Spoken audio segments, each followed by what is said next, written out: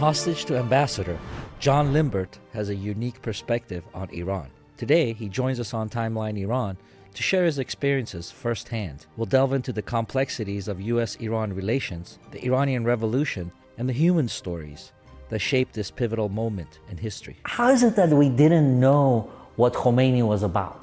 How is it that we forgot 1963? How is it that you guys, none of you read his book?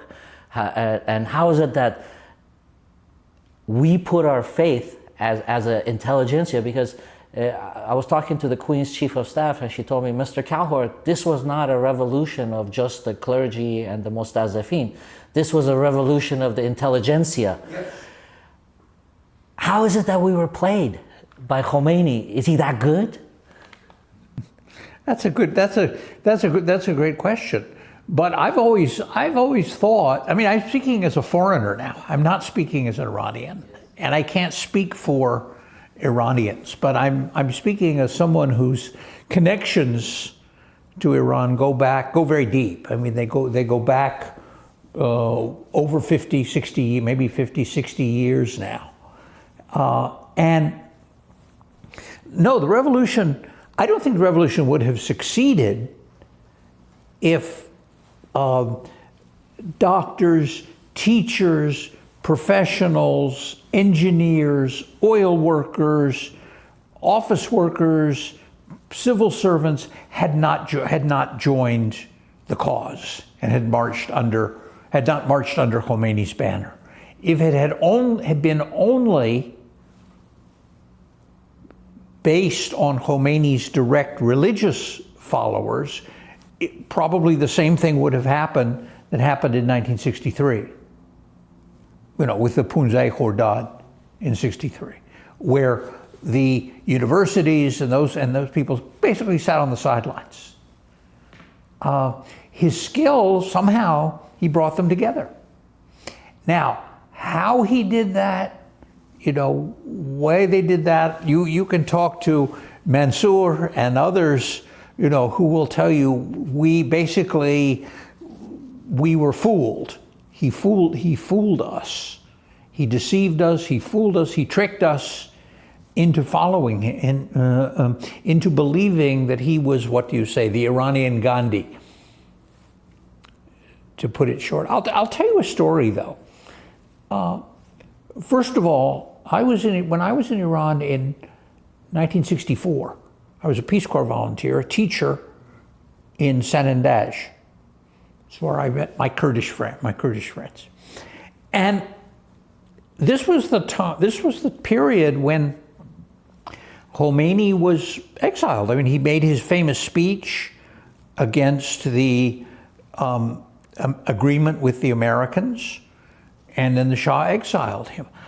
I knew nothing about it, nothing, because no one that I knew would talk about it. It was certainly not on the news. I mean, this is pre-internet, this is pre-cable. We didn't have television there. We had shortwave radio, but the local radio didn't say anything about it. The papers didn't say anything about it. And the people I knew wouldn't speak about it in front of me. I mean, people, you just didn't talk about it. So I didn't know what was going on. I didn't find out till later. But about 3 years later, 2 or 3 years later, I was at Harvard. I was doing my graduate work, and I was in the library, and I came across a pamphlet that Khomeini had written. And in the margin, someone had written in Persian. He had written, "This is wonderful stuff. This is great, and I know there's a lot of Akhundbazi in this." How do you translate Akhundbazi? Reactionary, clerical, reactionary stuff in here, but we can ignore that. That's not important. And I've never forgotten that. So here's somebody, probably maybe a leftist or a nationalist, well-educated, reading this stuff, and because he's denouncing the Shah, And maybe for some, because he's denouncing the Americans, they're willing to overlook everything else and put it aside. Because you're right, if they had listened and read what he was saying and listened to what he was saying, it didn't correspond to their ideas about Iran, whether they were leftist, whether they were democratic, whether they were socialist, whatever they were. It didn't correspond. But that Akhundbazi element in it, which was clear, he didn't hide it. It was clear. They didn't want to hear it. Did we have any idea the Shah was sick? Did who have any idea? Did we have any idea the Shah was being America? America? That's a good question. Not that I know of. To the best of my knowledge, the U.S. government, did not learn of the Shah's illness until October 20th, 1979, 5 years after he was first diagnosed. I mean, that's when when Carter made his famous decision, when he was told of the illness. Now, there are stories, as you said, that other people knew or that the U.S. was told, but if that's true, I don't know if that's true or not, but if that's true, it never went anywhere. It never came to anybody's attention. Now, there is, interestingly, you can find in the files a note from like July of '78 from the U.S. Embassy, and a U.S. Embassy political officer talks to his Soviet counterpart, and the Soviet mentions, there's a rumor that the Shah has some form of blood disease, blood cancer. What do you know? Do you know anything about that? And the Americans, he basically ignores it, blows it off. Says, well, this is probably Soviet disinformation. They're spreading disinformation. So it was out there, somehow, somewhere, but it never, it somehow never, how do I say this, got into the system. I mean, you could ask Gary about it. Gary worked on Iran. As far as I know, he didn't know. There's a rumor, I heard one report that Kissinger had made a visit to Iran, I don't know, 77, 78, something like that, and came back and told somebody that the Shah was sick. But I've never tracked that. I could never track that down. I mean, there are stories, but so far, the best narrative is that we didn't know. It was kind of part of the Queen's group that was making these decisions. They thought the Shah was going out. She's popular. She's going to be the constitutional monarch. She's making reforms, and she can settle all this. But do we know were we aware of this situation, of who was running? Because she was making daily decisions in Iran. I don't know. My quick answer is I don't know. Knowing, I wasn't dealing with Iran at the time. I was just, hearing what everyone else heard, all the rumors. But it is true, we know that those groups hated each other. The various individuals, that group around the Queen, they didn't, the people around the Shah and the people around the Queen really hated each other's guts.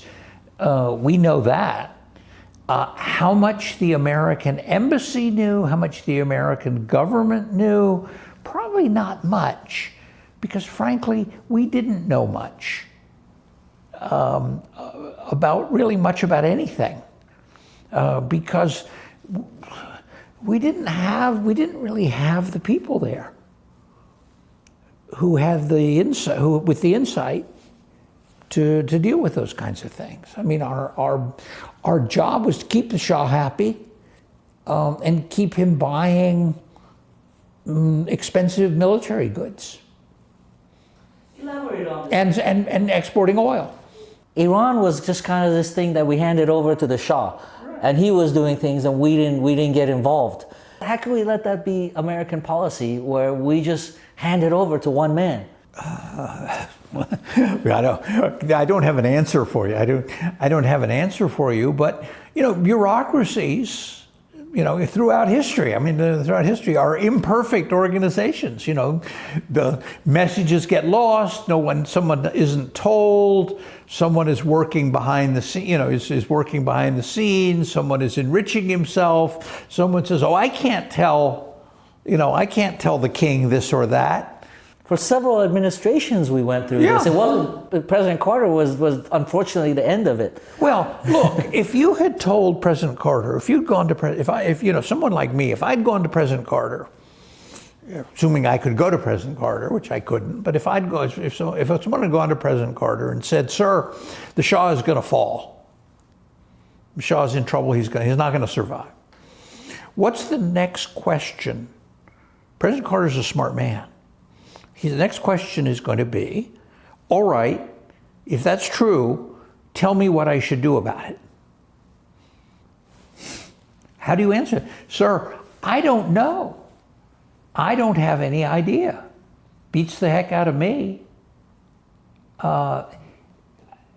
That's the way many bureaus. So I'm not going to go and tell the president that. Because if I do, he's going to ask me what I should do about it. He said, "You're the expert. Don't just dump a problem on my desk. Bring me a solution." And I don't have a solution. So I end up looking like an idiot, which I don't want to do. And unfortunately, this is the way many, not just American bureaucracies, but many bureaucracies work. Like your story about the French intelligence. They thought they told the Americans, Who did they tell? When did they tell them? Somebody told somebody to tell somebody, and somebody told somebody, and somebody didn't tell somebody. Well, who knows what happens? But these systems are human. They're human systems, and they work imperfectly. You know the famous story about the Queen Elizabeth and Mossadegh, overthrowing Mossadegh? Oh, yeah. That's not your program. You know that famous story? No, I'm not sure which anecdote you're referring to. Where somehow the message that gets passed through the Americans, I think, to the Shah is that Queen Elizabeth wants you to stage this coup, get rid of Mossadegh.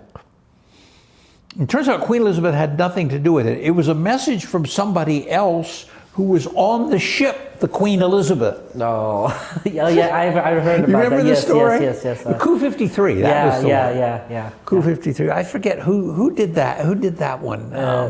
I know Fariba was involved in it with helping him. Yeah, I didn't think it was very good, honestly. But that story, I love that story because to me it illustrates just how these messages get garbled, messages are not passed. Somebody misses the story. That's the way bureaucracies work, and the American bureaucracy is no different from anybody else's. But I'm still thinking about the decision of President Carter to let the Shah into the United States. The embassy was taken twice already. He knew for a fact that if the Shah comes into the United States, they're going to take the embassy again. And I heard. Well, he asked the question. Mr. Sikh told us, what are you going to do when they take the hostages? Tell me what you're going to do. Yeah. Yet he allowed that, and that happened. Help me understand that rationale. I mean, it wasn't the right choice, but what were the factors that were weighing on him? You have to get somebody. You have to ask somebody closer in the room. I've talked about this with my students a lot when I was teaching this class. When I was teaching a class on U.S. Iran Relations,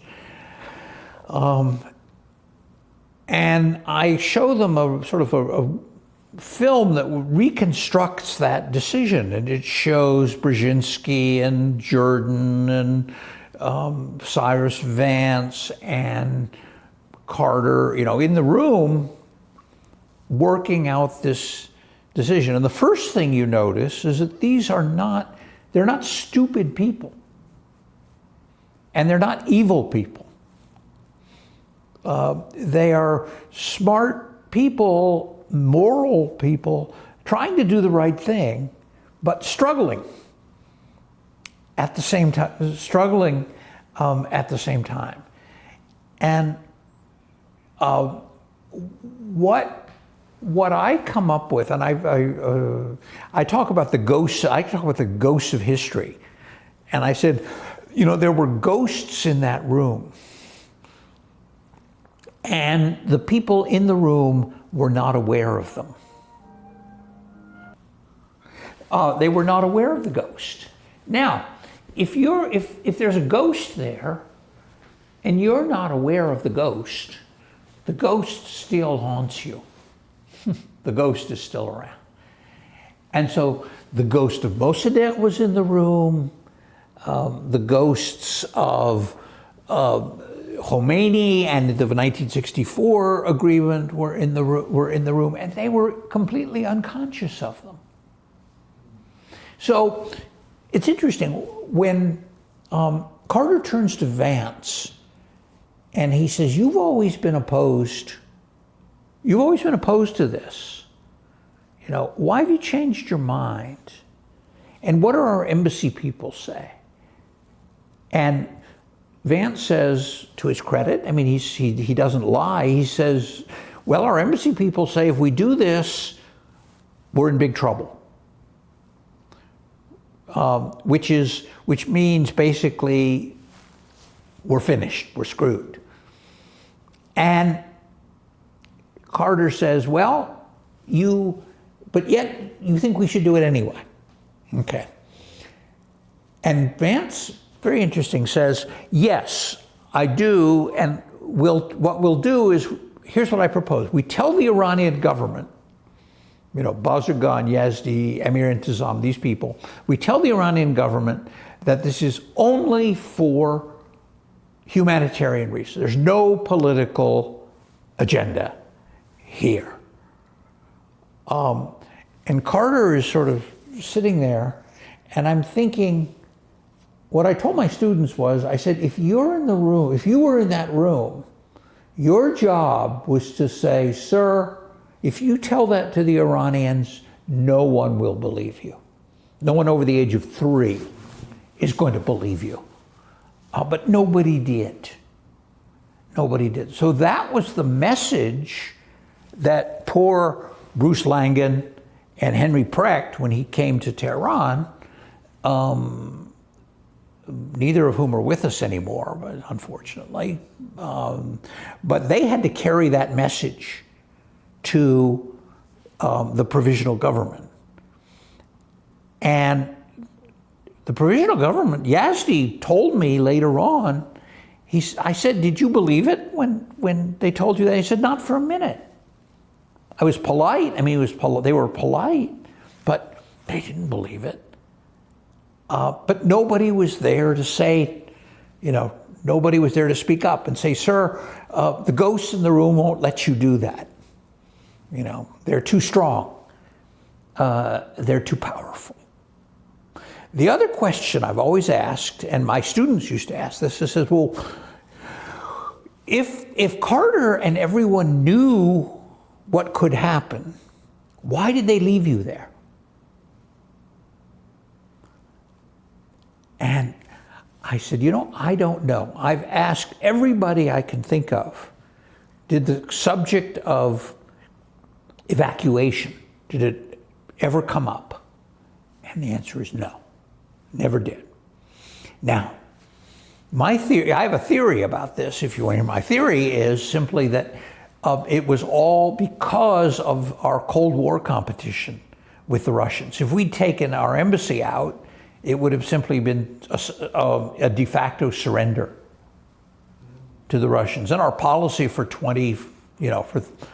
30 years, 35 years had been based on keeping the Russians out of Iran. So we say, okay, so basically what we wanted to do, ham chodaro mikhwastیم, ham khord maro. We wanted our cake, we wanted to eat it too. Did you see any hand of Russia in this? No, I mean, as far as I know, every foreign observer, Russian, British, American, Israeli, French, was caught by surprise by the revolution, as were most Iranians. And if someone comes to you and says, well, we predicted it, well, I don't believe them. No, I mean, would the Russians, would the Soviets at that time, would they attempt to exploit events, to their advantage? Of course they would. I mean, they saw the anti-Americanism in the revolutionary movement and thought they could use it.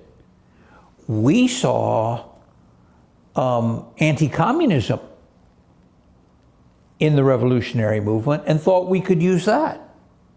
Remember Brzezinski's famous comment? What was it? No, who did he tell it to? To Bazargan or someone, Yazdi maybe? He said, we have a common enemy to your north. So there was a thought that the U.S. could use this anti-communism within and sort of anti-Russian, historical hostility against the Russians to its benefit, to our benefit. Just as I'm sure the Russians felt they could use this anti-Americanism to their benefit. Secretary of State Madeleine Albright several years later came and with her apology, and I know she was giving it to the Iranian people. I was actually in the Aspen Institute, they were showing my film, and I brought up this point that this caused confusion. Secretary Albright came, and actually she was in Aspen, and she responded that I was talking to the Iranian people, not the Iranian government. But for my people, for the Iranian people, this has caused a confusion of us apologizing to the people that overthrew the Shah for overthrowing him. Why is it that we know so little about this? I don't know. That's a really good question. People will love to argue about this, or at least people of our generation love to argue, who did what? What did the Americans do? What did the British do? What did the mullahs do? What did Zahidi do? What did Zahidi do? I mean, I'm like you. I always ask the question, well, what do we know? What do we actually know? And we do know that the action on the 16th of August, the 25th of Mordad, did seem to fail. That apparently the Mossadegh and his people were tipped off, and they were ready when I guess Nasiri came with this order, and they arrested they arrested him. 3 days later, things turn 180 degrees. What happened in the meantime? And I've never found a good explanation. We know something happened to change it. But the Shah was obviously frightened enough to flee the country when his effort failed. And I guess another thing we know is that he was never very enthusiastic about removing Mossadegh. And I gather the story I heard was that he had to be forced to sign the Farman, as telling him, this is going ahead with you or without you. And if it goes without you, you better look for another job.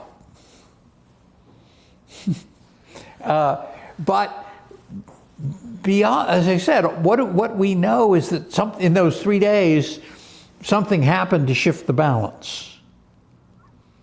what it was. There's one story that the CIA paid communists, paid off the communists to go too far, and then there was a reaction against. That's one story I've heard. But you hear many stories. You hear about the clergy and its role. We all know. I mean, the thing we do know. Another thing we know is that Mossadegh seemed to have tapped into, being a good Iranian nationalist, tapped into an anti-clerical streak within Iranian politics, within Iranian history. And the clergy, that did not make the clergy happy at all. I mean, they feared, the clergy feared a lot of things, but one of the things they feared was this anti-clerical movement, this sort of popular dislike for the Ahund in Iranian history and in Iranian culture. It's very deep, runs very deep in Iranian culture. And Mossadegh, they knew that about Mossadegh. They knew that. I mean, Mossadegh, why did Mossadegh fight with Kashani? Because he wouldn't, I gather, he wouldn't give jobs, he wouldn't give posts to to allies. Do you remember the Constitutional Revolution? The Constitutional Revolution. You had what was it? You had one group arguing for mashrute and another group arguing for mashru'eh. And they never they couldn't get together. But the funny thing was that if the intelligentsia in Iran, if you look at the intelligentsia, sort of the people behind the Constitutional Revolution, 70-80% of them were probably either clerics themselves or clerically educated by the clerics. Because that was all the education there was. I still see people going into this, demonstrations and stuff, pretending like we don't know where we're going, we don't know what the future is. Explain to us, as a historian, what do you think the value of knowing this is? Well, I mean, you've hit on you've hit on the fact of the history. There's not a lot of reconciliation in the history. It's always been a sort of winner takes all, and Bazender Hordenquin. I mean, the loser loses everything. And the most brutal and the toughest come out on top. And people like us, my friends, who can write good articles and make cogent arguments, get pushed to the side. I think it was Voltaire who said, history is slippered feet going downstairs and hobnailed boots going upstairs. And it seems to be that, and Iran seems to be very much that way.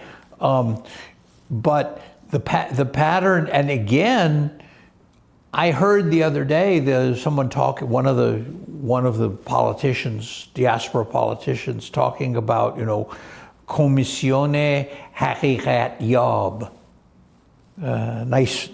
Nice kind of phrase, sort of a truth and reconciliation commission on the model of South Africa, for example, to find out what happened, but without value judgments. I'll tell you a story. When early in the revolution, in '79, the summer of '79, I can remember.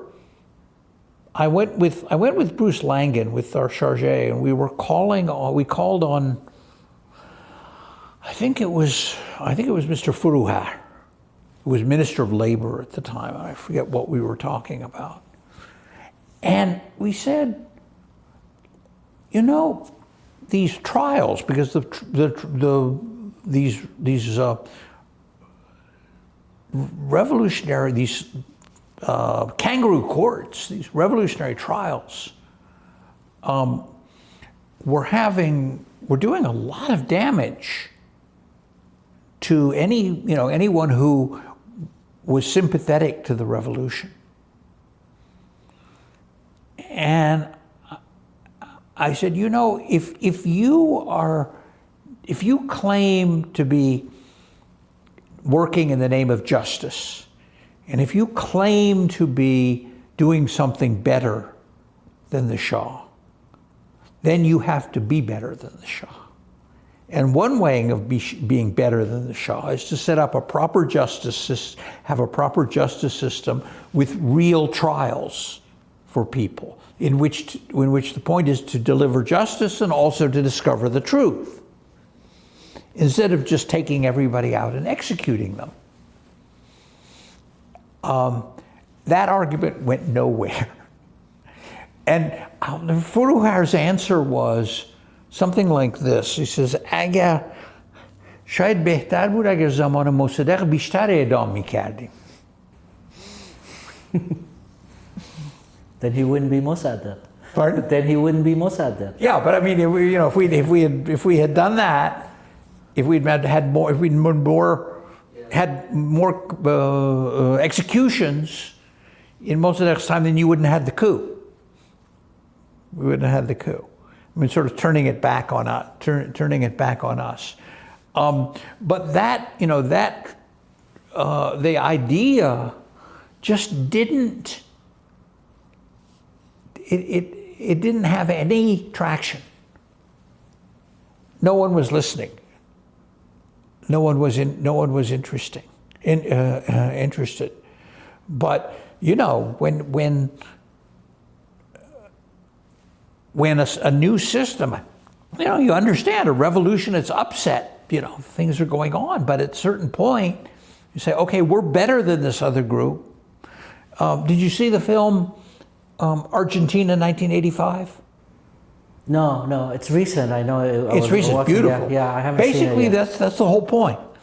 That they bring the military leaders to trial, and it's a civil trial. You know, within the justice system, with lawyers and cross-examination and the whole thing, and it has credibility. You have this compassion for Iranians, and I see in your writings and your interviews and what I've seen, you seem to have optimism for Iran and some kind of a hope. And just like myself, you know, people call me idealistic, but you have this idealism of Iran that it could be different. Now let's look at the reality of it, because I'm doing this project because I have the same ideas. A lot of people think I'm delusional. I mean, what's the choice? I look at it the same way. For many years, I was very negative and very, very bitter, and there's no hope, and we're doomed. And I still don't know if any of this is going to go anywhere or do any good, or what I'm doing, and there was this history. But I truly believe if there is ever an opportunity, it has to be something, like I told you, it has to be power sharing. It has to be a uniter. It can't be Reza Pahlavi or an Ayatollah or 100% Mossadegh follower over there. It has to be something that elevates above and can have all these under the same roof. Do you think, I'm being, you know, of course I'm living in a dream with this, but do you think that's possible with Iranians? I don't know. You know, I do think we do see one thing, is that sometimes great culture and bad politics go together. And really great culture, Iran, Russia, go together with really bad politics. Why is that the case? I don't know. But you know, there seems to be some kind of disconnect very often. I mean, look at you mentioned my writing. I'm very flattered that you did, but you know, look at the time of Hafez. It was awful.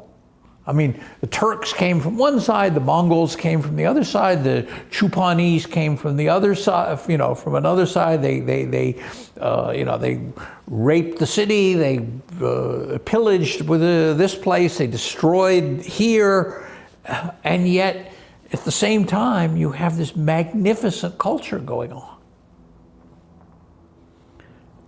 At the same time, you have the worst kind of misrule and brutality. Somehow the culture endures. I mean, look at it now. Look at, Iran's culture is flourishing. Iranian culture is flourishing. Some of it abroad now, but even inside Iran. I mean, look at the filmmaking, the painting, the music. I mean, it's incredible what's going on. Not because of the regime, maybe, but despite the regime. All of this is going on. And that's happened in the past. That's happened in the past. But on a personal level, you ask why. You ask about me. Why? Because I think I'd like to see my friends, have a government that treats them decently. These are my friends. These are my family. This is my family. They deserve better. They don't deserve to be jailed because of the way they dress, or because of the movies they watch, or the music they listen to, or the books they read. They deserve better than that. They deserve the right to ask questions. Why are we doing this? What's the point of it? And that's personal. What comes out of this politically, that's not for me to say. That's for my Iranian friends to say. That's my Iranian friends to say. But behind it lies, a great history and a great culture and a great civilization, which you can't deny, and you can't destroy. I mean, maybe the mullahs will try to, or destroy part of it, but they can't do it. I asked the same question that I asked you, and from different people. And بعضی به من میگن بچه بازیه democracy to Iran. What are you talking about? We have no institutions. We have no history of it. It's a foreign idea for us. They call me idealistic. But again, I'm not asking you to make a judgment or whether we deserve it or not.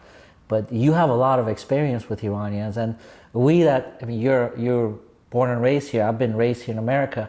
We seem to have this idea that it could work, that democracy works, that participation, power sharing works.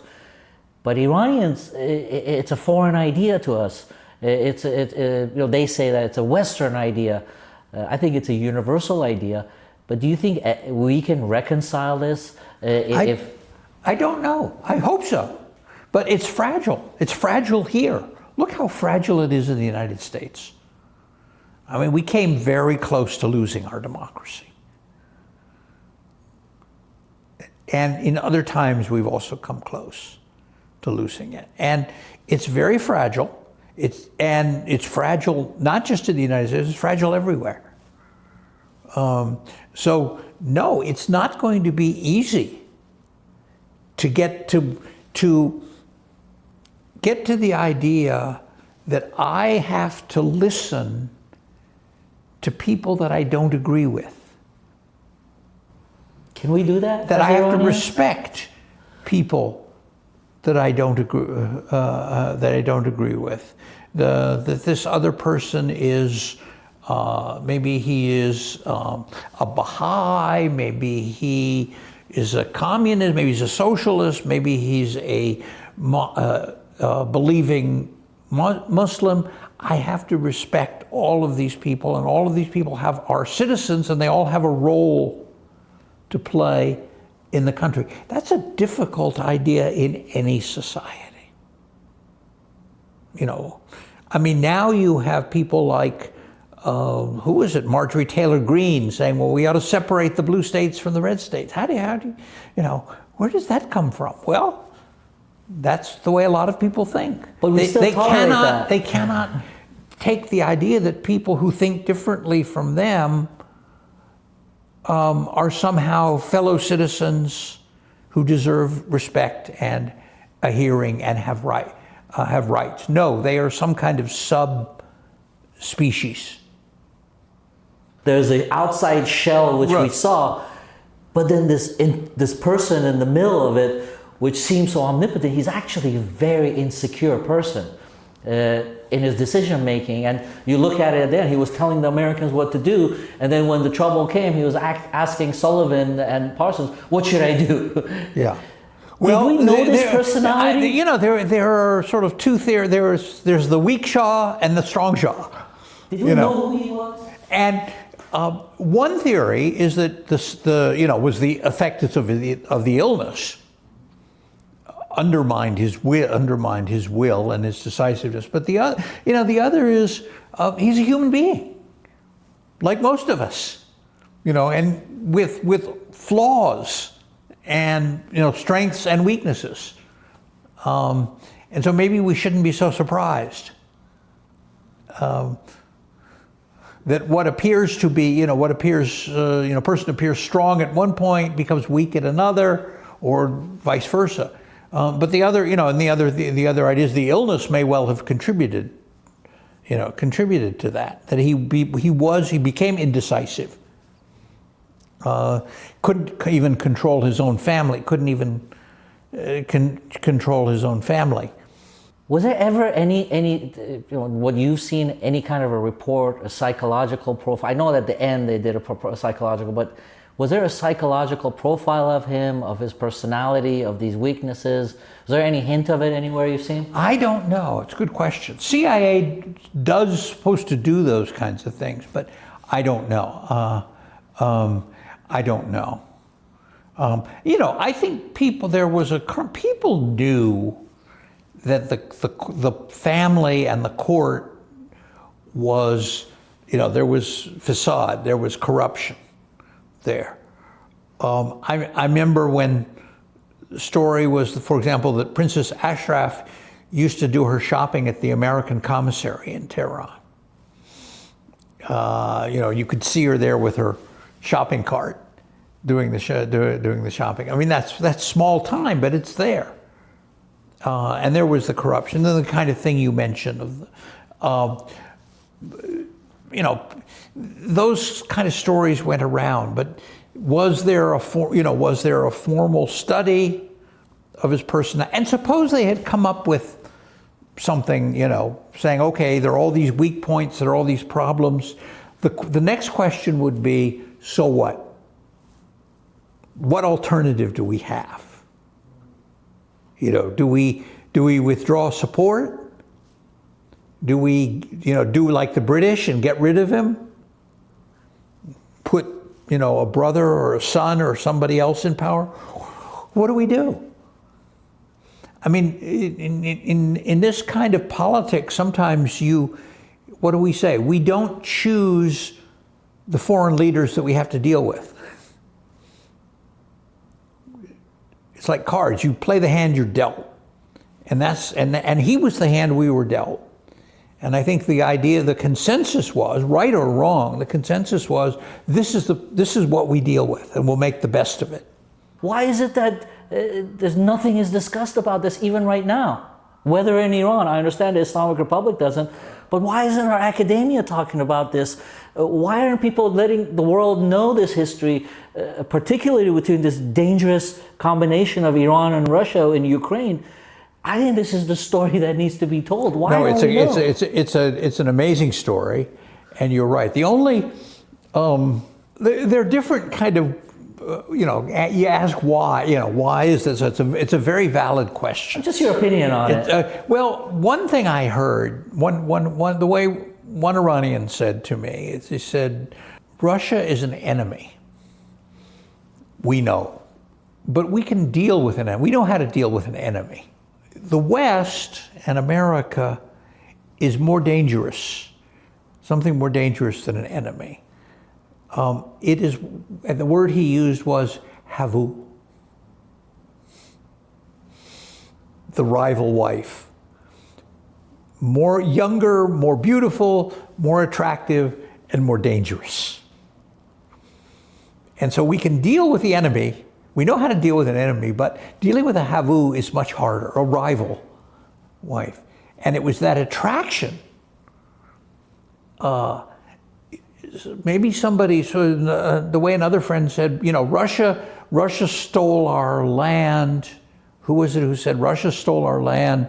America stole our soul.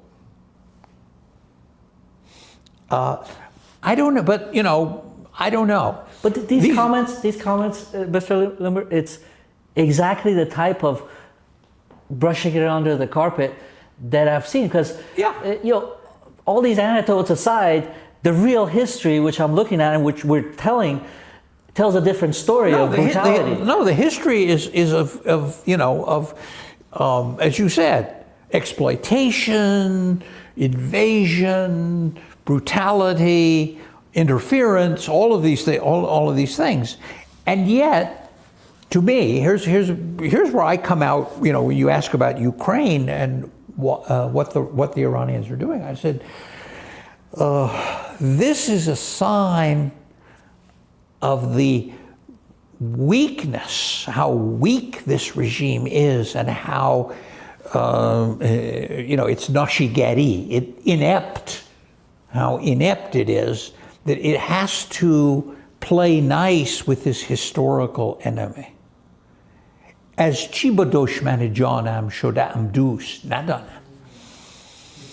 And it's got this historical enemy with this horrible history, and they have to, and because they are so diplomatically inept, and because they have made so many enemies everywhere in the world. I mean, their specialty is doshman tarashi. It's the only thing they can do well, is to make enemies. They seem to be forced into a position of cooperating with people who, among other things, murder Muslims in Chechnya, who murdered Muslims, who allied with people murdering Muslims in Serbia, and that's their friend. That's the best they can. I would put this. I said, is that the best you can do? No, it's. People think the stereotype that many foreigners have of Iranians is these very clever, very subtle people, chess players. I don't have that stereotype. At least with this group, it's very inept and very incompetent, and the best sign of it is this current cooperation with the Russians. And I suspect that inside of Iran, there are a lot of people who think the same way. And this is not making people, I don't think this makes people happy.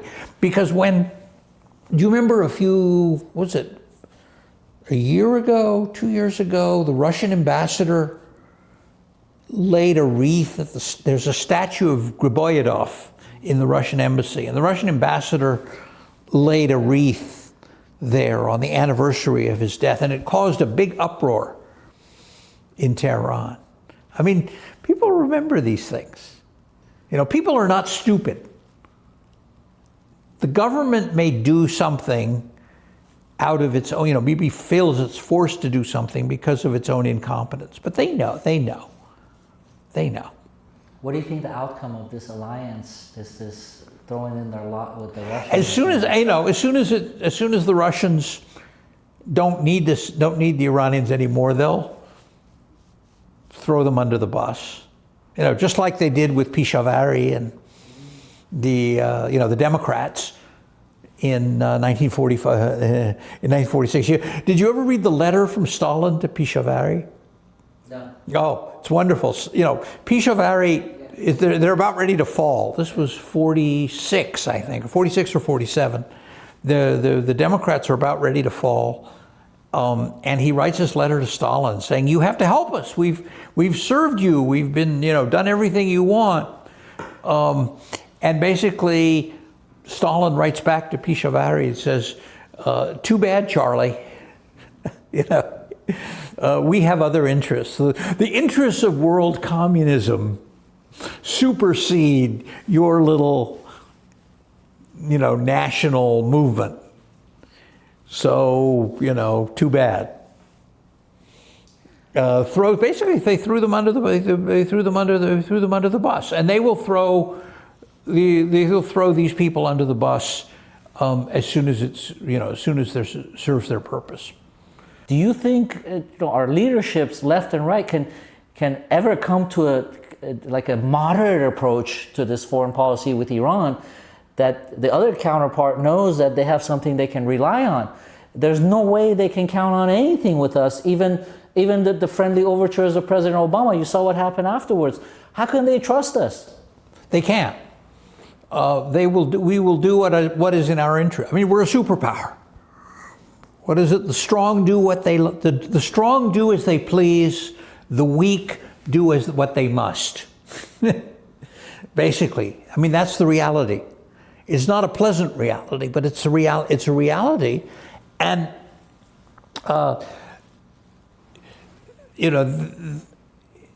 that is the problem was. I think the problem was that there were on both sides there have been so many missed opportunities. The Iranians had an opportunity with Clinton and Albright back in 1999, 2000, the speech that you mentioned, the Albright speech. They didn't take it. And some Iranians I've talked to, who I asked about it, they said, we screwed up. We should have taken it. But we didn't. The business with the Tehran research reactor in 2009, when they had a deal, and Ahmadinejad liked the deal, but they backed away from it. I mean, there's a lot of blame on both sides to go around. Neither sides, the other sides seem divided. They can't put together. We cannot put together a coherent policy. The Iranians could not put together a coherent policy. At one point, the Iranians, they talk about mutual respect with their Arab neighbors. At another time, they're making noises about Bahrain and agitating among the Shiites in the Gulf. This is, guess what? We both have the same problem. In the U.S. case, I'm not sure what the goal of our different administrations are. Sometimes some people here seem to want to support the Mujahideen Khalq. Some people want to support the monarchy. Some people want to have a normal relationship with the Islamic Republic. Other ones want this Islamic Republic to fall tomorrow, and we don't care what comes after it. I'm reminded of Lewis Carroll in Alice in Wonderland, if you're familiar. The Cheshire Cat says, well, if you don't know where you're going, any road will get you there. And that's where we've been. What goals do we have? We don't have any goals. We have different goals. Depends on who you ask. But the Iranian side have made it easy for us. They say, for example, they've had, if you ask people, well, what do you want? What would you want from the United States? They said, we want respect. We want justice and we want respect. Okay, here's respect, and Obama certainly showed respect. They couldn't answer. And by the time they did answer, frankly, it was too late. Give us 3 scenarios of what you think Iran will be in 3 to 5 years. The optimistic scenario, the realistic scenario, or the pessimistic scenario. I don't see any. I mean, I could be missing it, but I don't see any organized movement that could replace the I'm talking optimistic now. That could replace the Islamic Republic with something democratic and pluralistic. I don't see a path to that right now. It might be there, but I don't see it. So maybe the most optimistic is, some smart people within the system, among the Houthi, will say, look, we can't go on like this. You know, we've got, for our own survival, which is their priority, I mean, and their priority is survival. For our own survival, we have to change. We have to open up. We have to change our relationship to the world, and we have to change our relationship to our own people. That's my that's probably optimistic. What was the other one? The moderate and the pessimistic. The other is it sort of stumbles along as it is. You know, goes from crisis to crisis. No war, no peace. Pessimistic is somebody somewhere does something really stupid and we get a war with consequences that we don't know about. I mean, I'll say one thing about President Trump.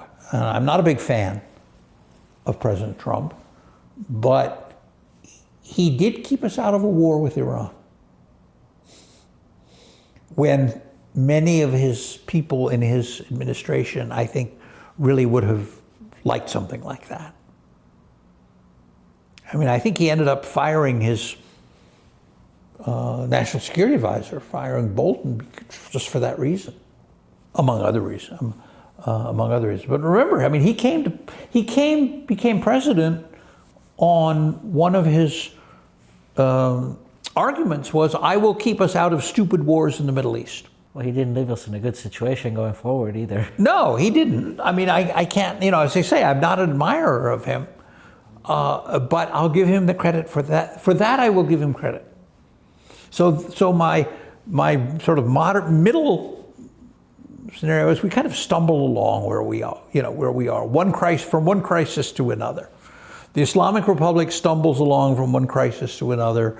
We continue to engage in trading insults, trading threats, calling each other names. They remain hostile, we remain hostile. My pessimistic scenario is there's we end up with open hostilities. From external or internal? Between the two countries, which will, I mean, it will be incredibly damaging to both sides. What do you see happening when Khamenei is no longer around? I don't know. Do you see that fall that everybody's expecting? No, I don't think so. I mean, what's been remarkable about the system is it has resilience. And, you know, maybe the reason that the clerics or Khomeini's group of clerics won in 1979 and 1980 was their ability, their resilience, and their ability to work together. I mean, so many of their key people were assassinated. Khomeini dies in '89. The system goes on, which, you know, is in a way, it's not typical of Iranian history. Iranian history seemed to always go for the great man, but the current system seems to be stronger than that. I mean, it's hard to call Khamenei the great man. But he's led. Pardon? But he's led for a long time. He's led, but I mean, charisma? Does he have charisma? He has no charisma. He's not a grand ayatollah either. Well, grand ayatollahs don't hold the power. Yeah, not anymore. They never did. Sometimes with the marjas and the constitution. Well, I mean, not under this Islamic Republic. Yeah. They never did. Our politics is a zero-sum game. If you don't agree with me, there's no place for you in this world. And we've had very little period, only during Mossadegh period and the constitutional period, that people actually had some kind of a say. Well, I told you, that was the experience that our friend Maziar Bahari had with his film about Mossadegh. Yeah. It wasn't. It showed faults. It showed problems. And you get attacked. And he got attacked for that. People were very uncomfortable. I see in LA these forums, these chat forums, they say, okay, we're having a demonstration, everybody's involved, again, except the Mujahideen. You guys aren't allowed to come. Right. And I see in some of these demonstrations, and people are, Marg bar Islam, Marg bar Jamhuriya, Marg bar Akhunda, which is getting to this point is, and I've seen this in history where the ulama were not always thinking the same in the constitutional movement, different periods. How important is it, and I'm not saying create a split between them, but to differentiate and find rifts and kind of pursue those in rather than attacking Islam, everybody gets behind this regime, the old 15 million people, 20 billion people. When you attack in Islam, they don't care about the Islamic Republic and their shortcomings and the economic situation and Russia. They rush to them. But I don't see any of these oppositions using that strategy in a smart way of separating. Do you see that? And do you see that possible? Well, again, it's been, what happened was this worked back in '79, this tendency, this inability to cooperate, the inability to work together and to combine people of different, groups of different views, worked to the advantage of the group closest to Khomeini's ideas about government. I mean, first of all, he brought a remarkable coalition together in 78 and 79. I mean, look, all the way from, he had the Fedayyan Khalq, he had the Mujahideen, he had Marxists, he had Nehzat-e-Milli, Nehzat-e-Azadi, Jabhat-e-Milli, Nehzat-e-Azadi, he had the religious, he had the Hozaha, he had all these groups working together, supposedly. Now, what were they really thinking about? Were they trying to use each other? But they were all, they all had one goal. I mean, they all had one goal. Well, they had different goals, but they could at least unite about getting rid of the Shah. And what followed, in their view, had to be better. But Khomeini's closest allies, and his closest allies were not people like Qudzadeh or Yazdi or Salamatian or these people. These were people he tolerated because they were useful to him. His closest allies were others: Motahari, Beheshti, Hashmi Rafsanjani, Khalkhali, others, and they understood his thinking, and they understood his heart. At the same time. So when it came down to what happened after February of '79, which happens in so many revolutions, where then the groups turn on each other, this particular group was much better organized, much more coherent in what it wanted to do. I mean, I'm sure Mansour Farhang can tell you,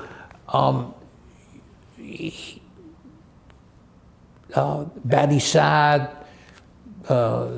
Qudzadeh, Yazdi, they couldn't get along with each other, and they couldn't work together, and so that played directly into the hands of the more religious of Khomeini's allies and his religious allies. I often thought, Khomeini once said, he said, I'm just going to, after the Shah falls, I'm just going to become a talibé. I'm just going to be a student. I'm going to go to my mosque and study, go to my seminary and study. That's all I want to do. Well, and I asked people about this, and they say, and he was deceiving us. He was misleading us. I said, maybe he wasn't. Maybe he really wanted to do that, but he couldn't. Because the people he had put in charge, Bazargan and his friends, couldn't rule. they couldn't control. They couldn't control. And so who took control? It was the, what do you call, the Hizb Jamhuri Islami. It was the Islamic Republican Party group, who were ready, who were organized, and who had a coherent program and could work together. They may not like each other all the time, but that wasn't important.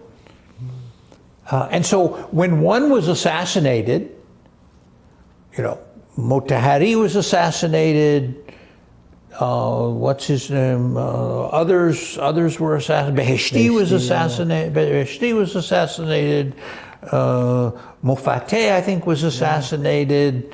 Dasqaib was assassinated. All these people were. Saduqi was assassinated. When these people were assassinated, it didn't matter because the structure was there. The structure was there, and the other groups couldn't match that. Do you think it's possible to do the same thing that Khomeini did with these other groups, which is create rifts and separations? Do you think that creation of that rift is possible within the Islamic ruling party right now? Whether it's economical, political, but just finding differences and exploiting them? I think it's inevitable. I think it's already happening. I mean, you see, you know, you see disagreements. The question, however, is so what? You know, what will that lead to? Will that lead to change? Will it lead to collapse? I don't think anyone can answer that question. I certainly can't. You know, you could say, okay, 10, 15 years out, maybe, but in a shorter term, I don't know. The Mujahideen, what do you think about them? I am not a big fan. They're a cult. I often have said in some of my talks, I have said that, and I believe this, I said that that you might like the Mujahideen if you liked the Khmer Rouge and if you liked Jonestown. Because that, to me, is what they combine. Individually, they have some very smart people and very well-educated people.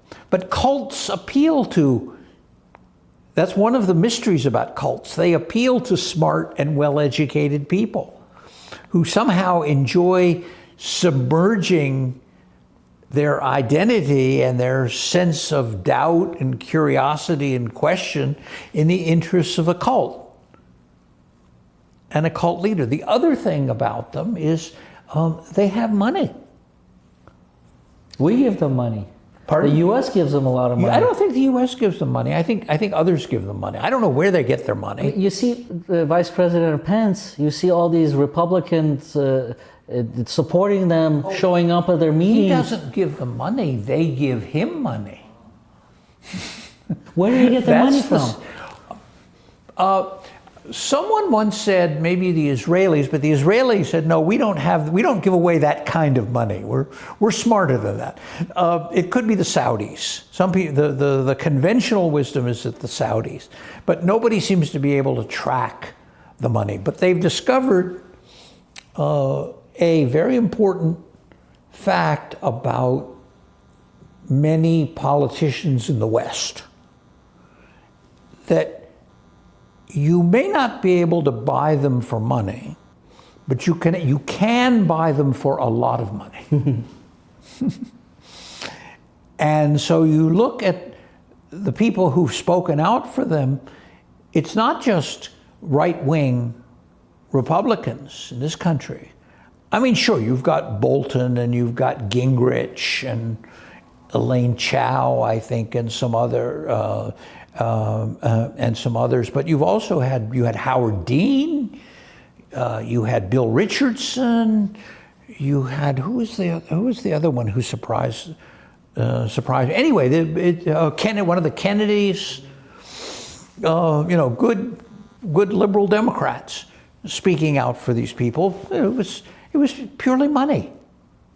But as I said, to their credit, they realized with enough money, you can buy almost anyone. Where does it I get mean, them? look, you go. The Mujahideen apparently comes to these people and say, look, we want you to come to our meeting in Paris to sit on the stage and give a 5-minute speech to support us. If you do that, we will, pay first-class travel, we will put you up in a first-class hotel, and we will pay you $25,000, $50,000.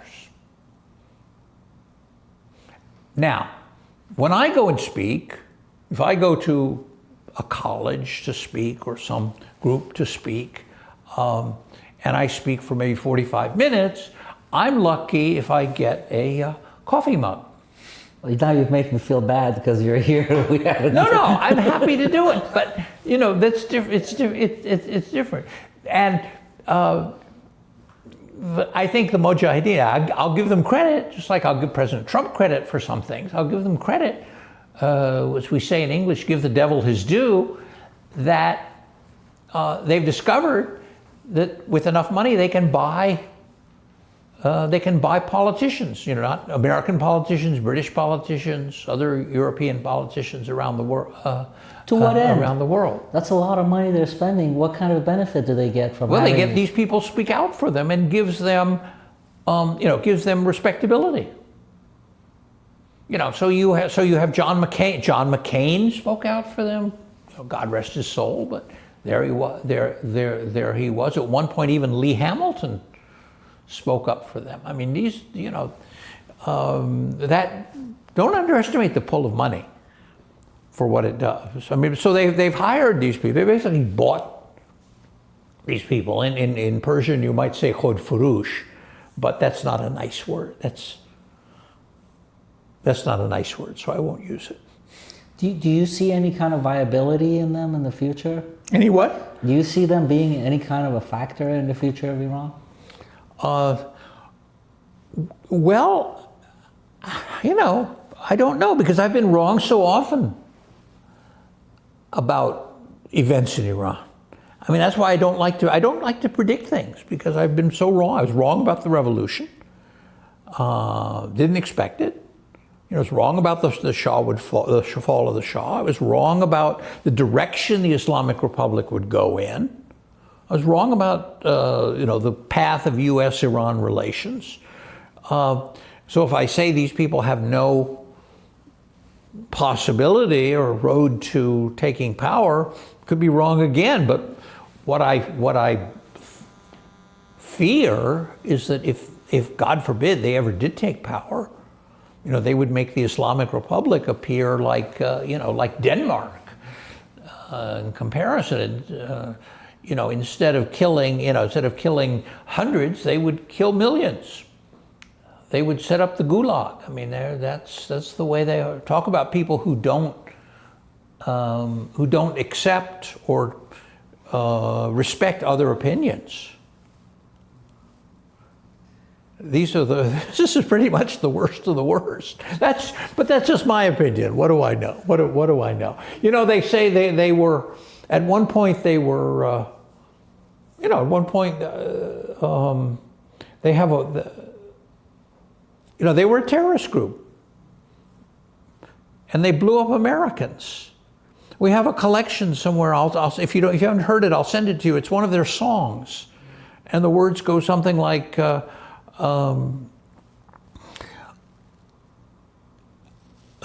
مجاهد خشمگین در کوچه در کمینه آمریکایی بیرون شو خونت رو زمینه.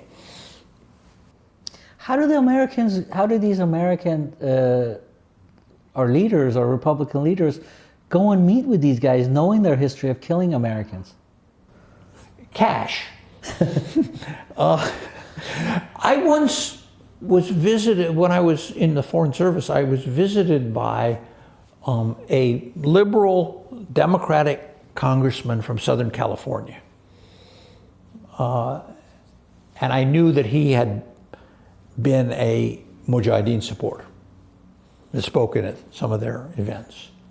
And because he was visiting where I was posted, I sat him down in my office and talked to him for like 30 minutes. And I just said, listen, here's who these people are. This is their history. This is their background. This is who they are. They are not democratic. They are not honest. Please do not support them. And he listened, and then went and did exactly as he continued to support them. I mean, you know, my words have no, you know, what are they? What power do they have against the money from these guys? What is your take on the Mossadegists, the remnants of Mossadegh and? Oh, I like them. They're my friends, you know, the people I know. They're too much, maybe they're too much like me, though. I mean, they can, you know, they write good articles and they speak logically and they speak reasonably, and they seem to want a more tolerant Iran, and one that treats people with respect and so forth. But they're not, again, like they're not in a revolution, or in a term of political turmoil. People like me are not much use. Why? Because we can't do the nasty stuff. We can't go up and beat up filmmakers like you, you know, whose films we don't like. We don't like your film, so we're going to beat the crap out of you, and we're going to break your smash your cameras, throw you in jail. We can't throw acid in women's faces.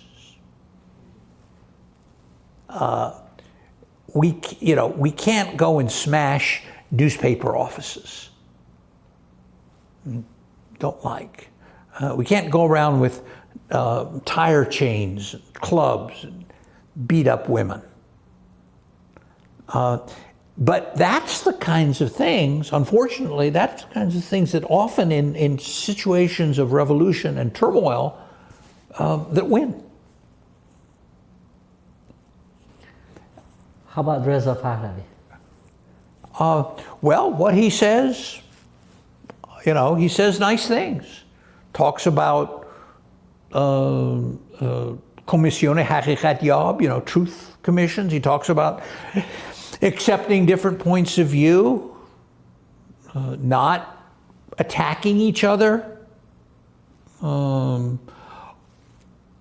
He does talk about something like, what is it, Saltanate Entikhabi, Saltanate, an elected monarchy instead of an inherited monarchy, instead of a Saltanate Morusi. I don't quite understand what that is. I mean, a monarchy by definition is inherited.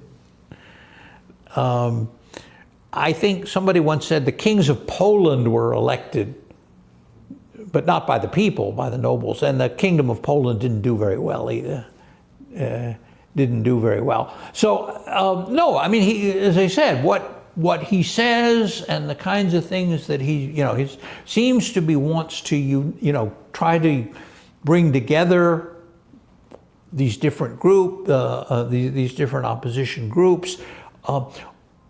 What he can do as a politician, as an operating politician, I don't know. To me, the jury's still out on that. From this history that we know, and I hear everything that Mr. Pahlavi says. I've listened to everything he says. A very eloquent speaker. Right. He makes great points. And like you, I don't understand it. And I have 4 questions from him that'll answer. If he answers this, it'll clear everything up. What are you planning on doing with the military? Are you going to have control over the budget and all the officers? What are you planning on doing with Qazaiya? Are you going to put all the judges in there and fire them? What are you planning on doing with the prime minister? Are you going to get to hire and fire him at your will? What is your plan with the Majlis? Are you going to be able to dissolve Majlis at your will? For a real person that knows the history, آرومم نمیکنه حرفاش. Well, again, I speak, again, I'm talking, these are sort of personal views as a foreigner.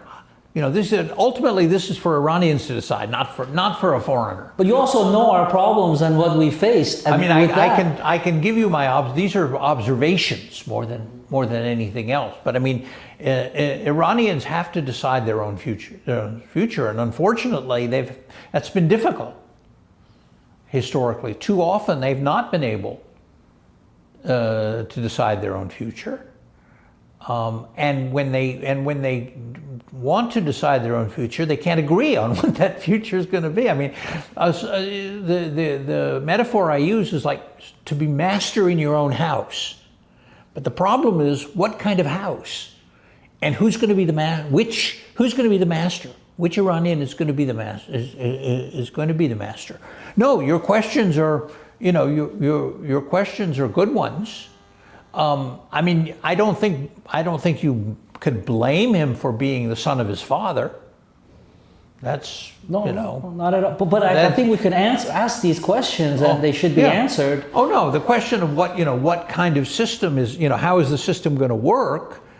I think I heard him talk about a government basically run by a prime minister on a European model, like some of the European monarchies. I remember at one point the Shah said, "Well, I will act like the King of Sweden when my people act like the Swedes." Well, in response to that, I had an interview with him when I was running this radio station in LA. This was during the 2008 Green Movement, and he came on and he said, "Well, and he was talking about the monarchy." And I said, what point do you think that the logic says that we need to have a monarchy in Iran? Well, look at the European monarchies and look at how they're existing with the constitution. And I kind of reminded him that that's a struggle that those nations had, their people had, to get their rights back from the king. Oh, yeah. It was civil rights movements, it was semi-revolutions, it took years for them to get there. Why would we as a people want to put a king there and start begging for our rights from him at this point? Well, and in some countries they voted the king out. Yeah. In Italy they had a referendum and they decided we don't need a king. We don't need a king. In France it was more violent, but they decided they didn't need a king. They didn't need a king. In England apparently, people just divided. Who knows? Is the monarchy going to last or not? No, it's true. It's true. But anyway, as I said, that's really something for an Iranian. It's not my place as a foreigner to say. But as I said, what he says, about pluralism, about democracy, about tolerance, about accepting different points of view, they're all very good. They're all very, very important. How you translate that, how you execute. Can you find people who actually believe in that? Or are you going to bring back the same old group of parasites that you had before? Or can you get people from patriots, really patriotic people, to work for a new system? Those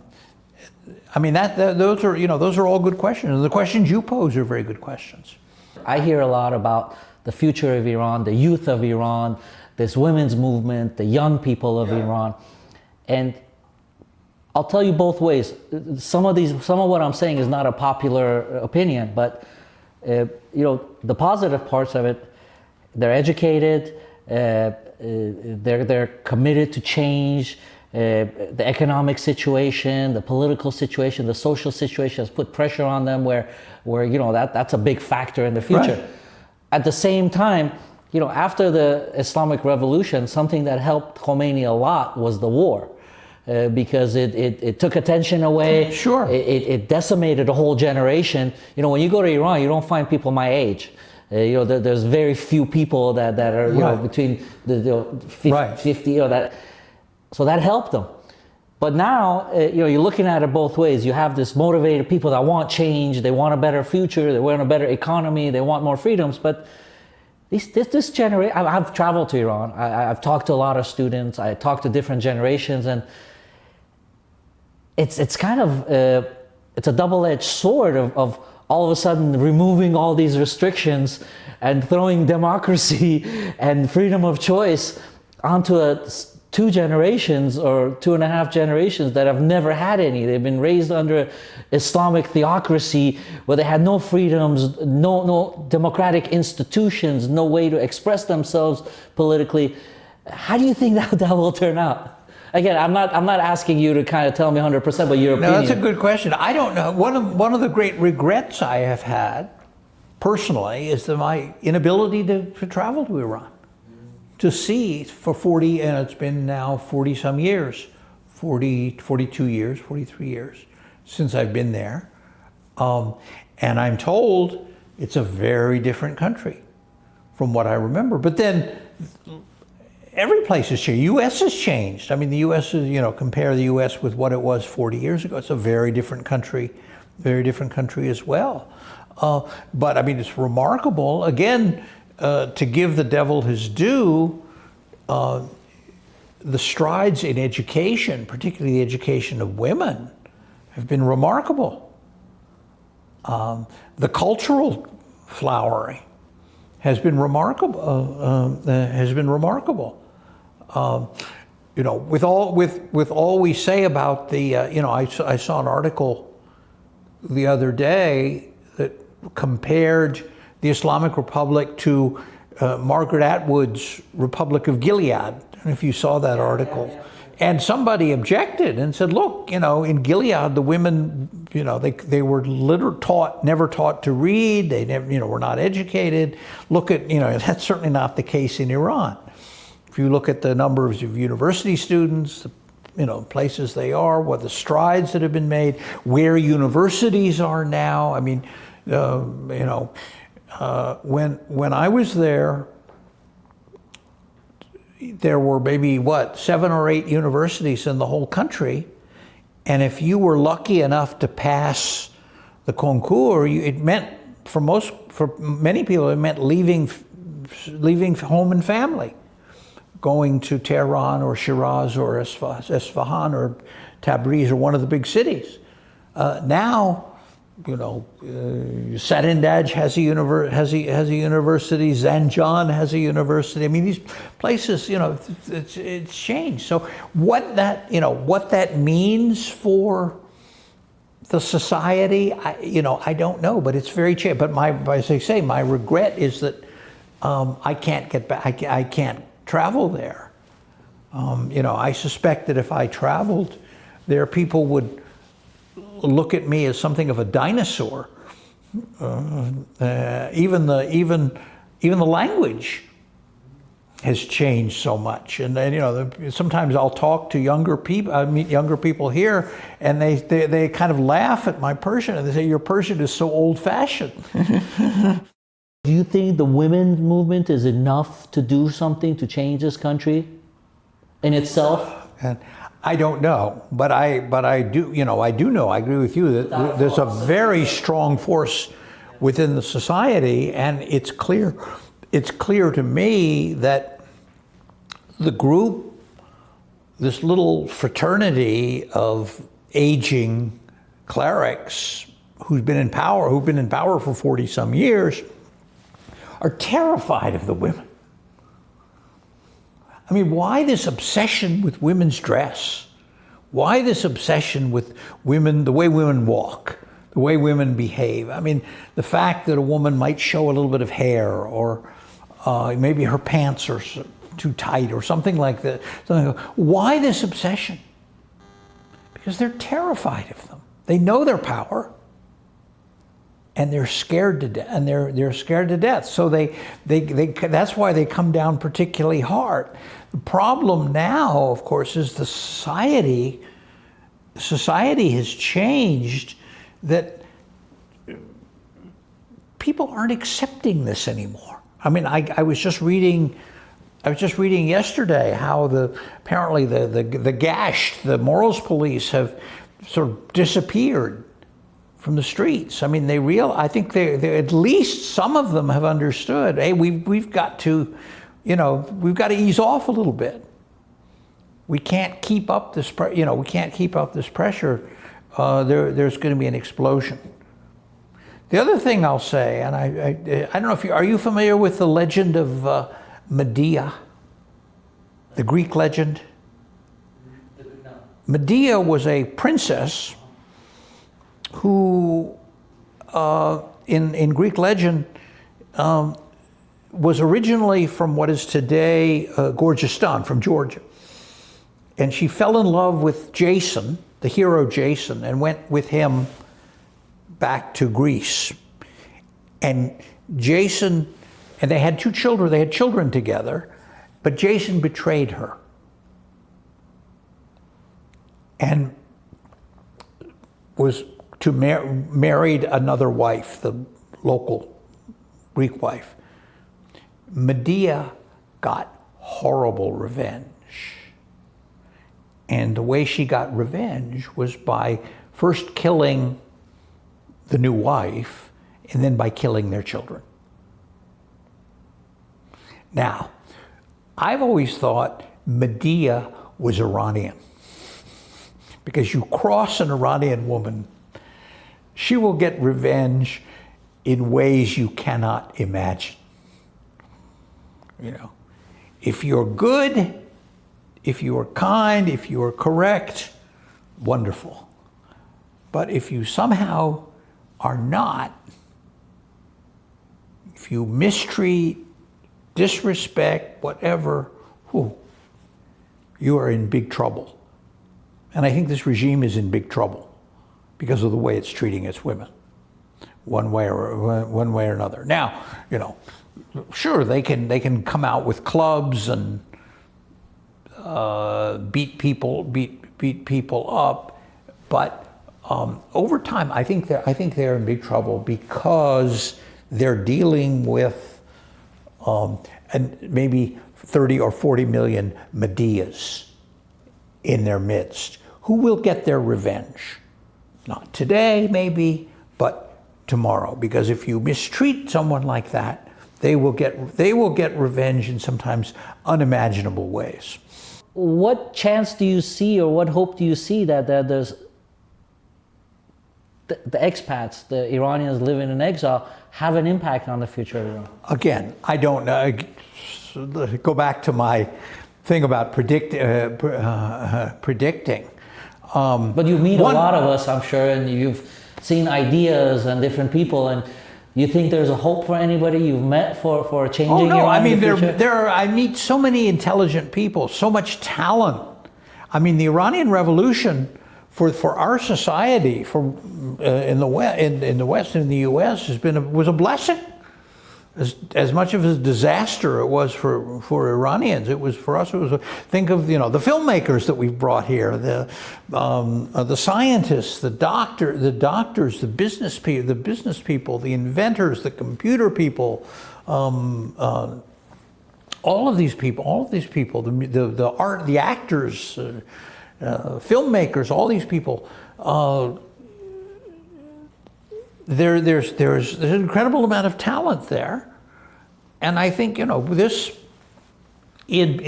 at some point certainly this could help to build a new society, or a different society in Iran. Think of all the creativity, that exists in the people abroad. What is sad for me personally to see, however, is right now how the groups in the diaspora are attacking each other, and in the most vicious, personal way. somebody gets attacked because 15 years ago you said this or that. Ridiculous, 15 years ago I said all sorts of stupid things, but that was 15 years ago. Or someone I saw the other day where people who speak about human rights, if someone speaks about human rights, that means that he or she is a lobbyist for the Islamic Republic. Did you see that? I hear that all the Pardon? time. I hear that all the time. Yeah. I mean, what's that about? That's very, to me, and then people like, Farnos Fasihi, the reporter, and Reza Aslan, the writer, and others get attacked personally because they don't pass some imaginary virginity test that other groups have. I think it gets back to something you said. You don't agree with me 100. You don't agree with me 1,000%.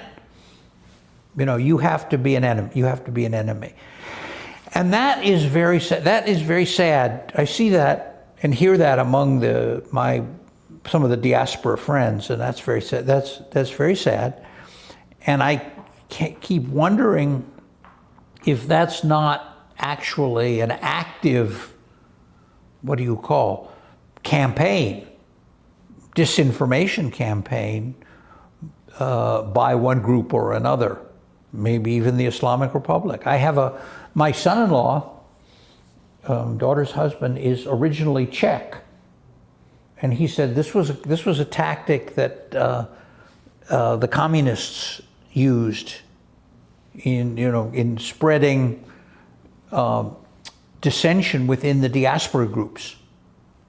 They would get groups attacking each other. Made their work very easy. So who knows where this is I don't know where this is coming from. But personally, I find it very sad to see because it's not helping anybody. Ambassador, I appreciate so much your time. خیلی ممنون از وقتتون.